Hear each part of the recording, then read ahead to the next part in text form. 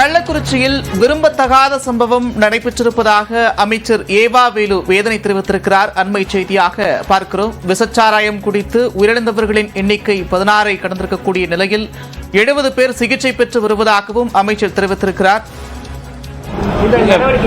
அரசாங்கத்தை பொறுத்தளவுக்கு கள்ளச்சாராயம் காய்ச்சல்களாக இருந்தாலும் சரி, விற்பவராக இருந்தாலும் சரி, கடுமையான நடவடிக்கை எடுத்துக்கிட்டு தான் இருக்கிறோம்.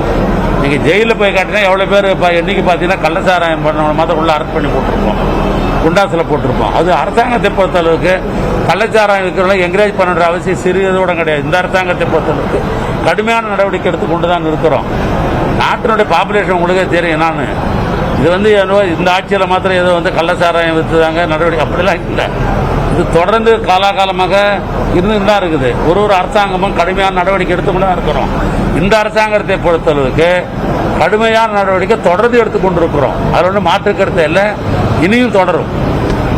அதிகாரிகள் மேலே நடவடிக்கை பணியிட மாற்றம் நிற்குமா மேற்கொண்டு தற்காலிகமாக இப்ப அரசாங்கத்தை பொறுத்தளவுக்கு உடல் நடவடிக்கை தற்காலிக பணி நீக்கம் காவல்துறை தான் இதுக்கு பொறுப்பேற்றுக் கொண்டதால தான் அவர் தற்காலிக பணி நீக்கம் செய்திருக்கிறார். அதுக்கு பின்னால் உங்களுக்கு விசாரணைக்கு பின்னால் இதில் என்ன நியாயம் இருக்குது, எந்த அடிப்படையில் வந்தது, இதில் பாதிக்கப்பட்டவங்க உண்மையானவே இந்த காவல்துறையில் ஈடுபட்டவங்க இருக்கிறாங்களா இல்லையான்றது அடுத்தடுத்த விசாரணை தான் தெரியும். அப்போதான் அது ஒரு முழுமையான நிலையை அடைய முடியும். மரக்காலத்தில் அந்த விஷயத்துக்கு சிபிசிஐடி மாற்றினாங்க, அதே போல இங்கேயும் மாற்றிருக்காங்க. நடவடிக்கை அதான் சொன்ன நடவடிக்கை தொடரும் அப்படின்னு எல்லா பொருளும் அடங்கிச்சு.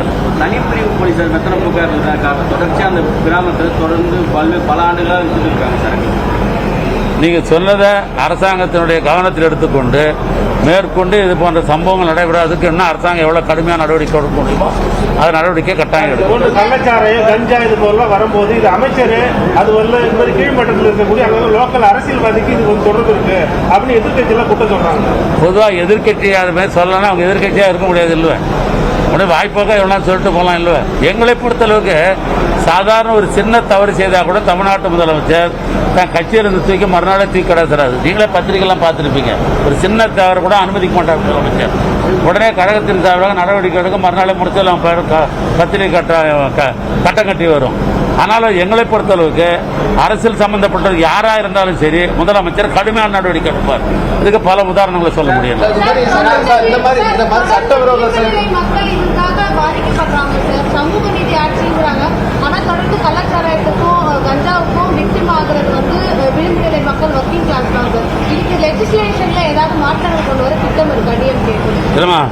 சமூக நீதி என்ற ஆட்சி தான் இது, அதில் மாற்று கருத்தே இல்லை.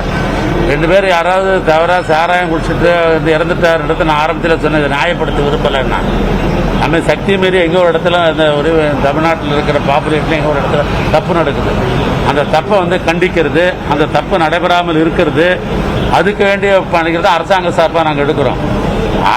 சட்டசபையிலும் சரி அல்லது அரசின் சார்பாக போடுகிற நடவடிக்கை கடுமையான நடவடிக்கை. இப்போ குண்டாசில் போடுறோம், அது கடுமையான நடவடிக்கை தான், அது இல்லைன்னு சொல்ல முடியாது.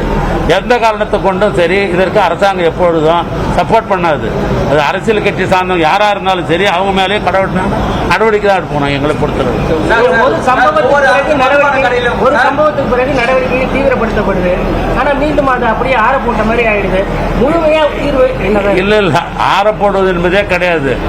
எப்பவுமே தொடர்ந்து நடவடிக்கை எடுத்துன்னு தான் இருக்கிறோம். நாங்கள் அதில் மாற்றம் வரும். கொஞ்ச நாள் வரைக்கும் நடவடிக்கை எடுக்கிறது, இன்னொரு நாளைக்கு நடவடிக்கை அப்படிலாம் இல்லை. சட்டம் பொதுவானது, சட்டம் தொடர்ந்து தான் இருக்குது.